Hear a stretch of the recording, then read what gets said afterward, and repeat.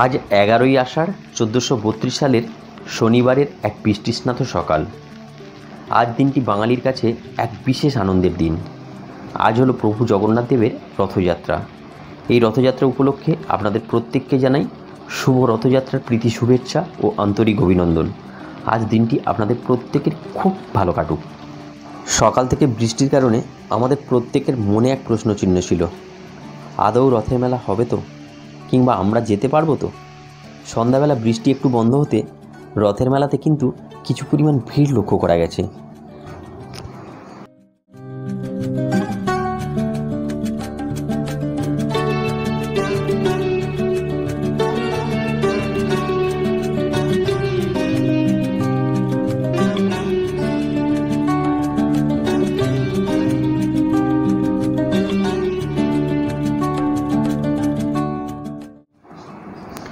এটি হলো কুলপি এবং কাকদ্বীপ ব্লকের সংযোগস্থলে 100 বছর ধরে বয়ে চলা বিখ্যাত চন্দনপুরের রথের মেলা। এবছর বৃষ্টির কারণে কিছুটা পরিমাণ লোকের খামতি দেখা গেছে। বিগত বছরগুলো যে পরিমাণ লোক মেলায় উপচে পড়েছিল তা কিছুটা হলো এবছর কম দেখা গেছে। কোনো দোকানদার পসরা সাজিয়ে বসে আছে লোকের আশায়, আর কিছু দোকানে সামান্য পরিমাণে ভিড় দেখা গেছে।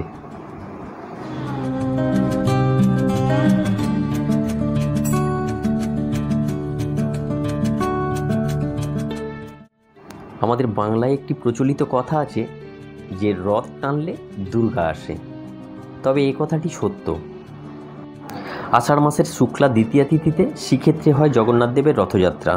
শুরু হয় দুর্গাপূজার মাঙ্গলিক সূচনা। সেই দিনেই শুরু হয় দুর্গামূর্তির কাঠামোয় প্রথম মাটির প্রলেপ দেওয়া শুরু, এবং বিভিন্ন জায়গায় খুঁটি পূজার আয়োজন করে। আর এই খুঁটিকে ভিত্তি করে গড়ে ওঠে অপূর্ব সব মণ্ডপ। আর মণ্ডপ মানেই জগৎজননীর উপাসনা স্থান।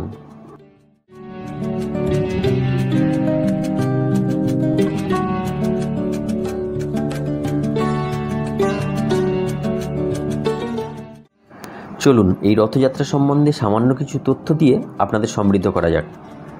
রথযাত্রা পালন করা হয় কেন? রথযাত্রার সময় জগন্নাথ দেব, বলরাম ও সুভদ্রা সহ তার প্রধান মন্দির ছেড়ে মাসির বাড়ি, যা গুন্ডিচা মন্দির নামে পরিচিত, সেখানে যান। এটি তাদের হলো বার্ষিক ভ্রমণ। আর যখন জগন্নাথ দেব মাসির বাড়ি যান, তিনি এই রথে চড়েই মাসির বাড়ি যান। তাই এই রথযাত্রা পালন করা হয়। রথযাত্রা হলো ভক্তদের ঈশ্বর দর্শনের এক বিরাট মহোৎসব। জগন্নাথ দেব যখন রথে করে নগর পরিক্রমা করেন, তার বহু ভক্ত সেই সময়ে ঈশ্বর দর্শনের সুযোগ লাভ করে। রথযাত্রা হলো হাজার বছরের পুরনো ঐতিহ্য এবং ভক্তির এক প্রতীক। এটি শুধুমাত্র উৎসব নয়, এটি সামাজিক ও সাংস্কৃতিক মিলনক্ষেত্রও বটে।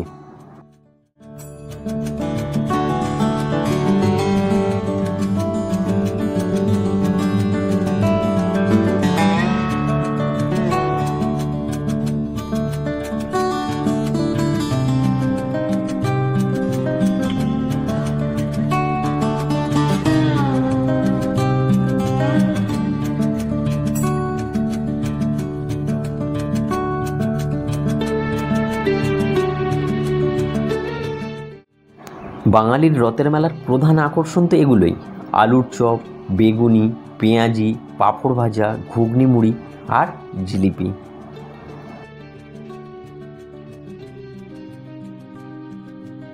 যদি আমার এই ভিডিও আপনাদের ভালো লাগে তাহলে একটা লাইক করে দেবেন। দেখা হবে খুব তাড়াতাড়ি নতুন অন্য কোনো ভিডিওতে। ততক্ষণ আপনারা সবাই খুব ভালো থাকবেন। ধন্যবাদ।